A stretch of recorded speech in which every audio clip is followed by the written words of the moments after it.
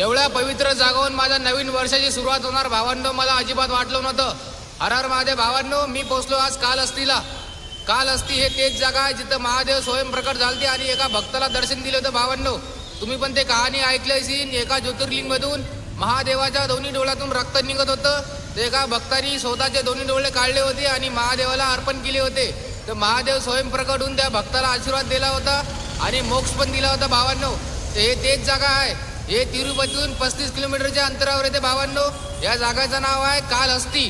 तर मी ह्याच जागाला पोहोचलो भावांनो. आणि ह्या जागाची, या ज्योतिर्लिंगची एक विशेष गोष्ट हे पण आहे की या ज्योतिर्लिंगची पूजा एका हत्तीनी, एका मकडीनी आणि एका सापानी पण केली होती. त्या तिघांना पण महादेवानी मोक्ष दिलता होता भावांनो. आणि माझं सौभाग्य आहे की माझ्या नवीन वर्षाची सुरुवात एवढा पवित्र जागेवरून होते. हर हर महादेव भावांनो, मी करतो यात्रा महाराष्ट्र अमरावती जिल्ह्यातून 4 धाम 12 ज्योतिर्लिंग. 191 दिवस माझ्या यात्रेला कंप्लीट झाले भावांनो. माझे 4 ज्योतिर्लिंग आणि 2 धाम पण कंप्लीट झाले. आणि आज नवीन वर्षाचा पहिला दिवस आहे. तर तुमच्या सर्वांना माझा एकूण हॅपी न्यू इयर.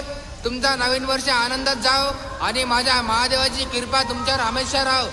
तर भावांनो, तुमच्या भावाच्या यात्रेला तुम्ही नक्की सपोर्ट करा. माझी यात्रा आहे कम से कम 2 वर्षाची.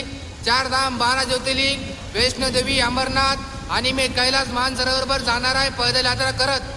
तर तुमच्या भावाच्या यात्रेला तुम्ही नक्की सपोर्ट करा. व्हिडिओला शेअर करा आणि कमेंटमध्ये हर हर महादेव पण लिहा. हर हर महादेव, जय श्री महाकाल.